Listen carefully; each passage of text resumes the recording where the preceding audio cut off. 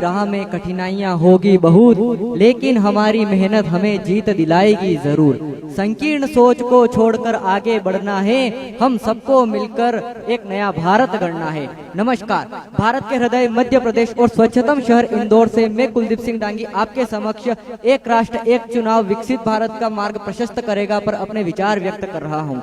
एक राष्ट्र एक चुनाव हमारे लिए कोई अनूठा प्रयोग नहीं है, क्योंकि इससे पूर्व आजादी के पश्चात 4 चुनाव ऐसे हो चुके हैं जिनमें एक राष्ट्र एक चुनाव करवाया गया था, जिसका अर्थ है वर्तमान में भी एक राष्ट्र एक चुनाव संभव है। परंतु क्या एक राष्ट्र एक चुनाव विकसित भारत का मार्ग प्रशस्त करेगा? अगर हम देश में होने वाले चुनावों पर नजर डालें तो हर वर्ष एक न एक चुनाव किसी न किसी राज्य में होते रहते हैं और लगातार होने वाले चुनाव के कारण न सिर्फ प्रशासनिक और समस्याओं का भी हमें सामना करना पड़ता है, परंतु एक राष्ट्र एक चुनाव के द्वारा हम इन सभी समस्याओं से निजात पा सकते हैं। इन चुनाव में होने वाले खर्चों से हम उन खर्चों को, उन पैसों को एक अच्छी सुविधा में लगा सकते हैं, हमारे देश की शिक्षा में लगा सकते हैं। बार बार निरंतर चुनाव होने के कारण देश में बार बार आदर्श आचार संहिता लागू करनी पड़ती है, जिसके कारण देश में चल रही योजनाओं का नागरिकों को सही समय पर उचित लाभ नहीं मिल पाता है। देश में हम सब जानते हैं कि राजनेताओं द्वारा काले धन का उपयोग खुलकर किया जाता है चुनाव के समय में, लेकिन अगर एक राष्ट्र एक चुनाव होता है तो काले धन को कम किया जा सकता है, भ्रष्टाचार को कम किया जा सकता है एक राष्ट्र एक चुनाव के माध्यम से। परंतु जिस प्रकार कोई भी योजना सिर्फ उसके लाभों के द्वारा क्रियान्वयन में नहीं लाई जा सकती, हमें उसके नुकसानों को भी ध्यान में रखना होगा।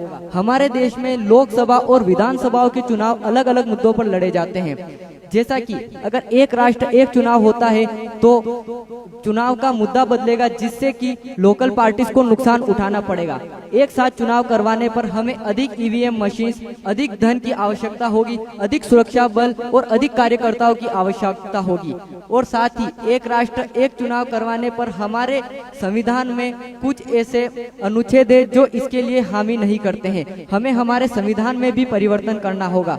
परंतु अगर हम देखें कि एक राष्ट्र एक चुनाव करवाने में हमारे पास एक पलड़े में हमारे पास लाभ ज्यादा भारी है, तो हमें एक राष्ट्र एक चुनाव करवाने की तरफ अपने मत को रखना होगा। हमारे देश की सभी पार्टियों को अपना मत एक राष्ट्र एक चुनाव के लिए जारी करना होगा। जब पार्टियां अपना निजी स्वार्थ छोड़कर देश हित में सोचेगी, तभी यह संभव हो पाएगा कि हम अपने देश में एक राष्ट्र एक चुनाव करवा पाए।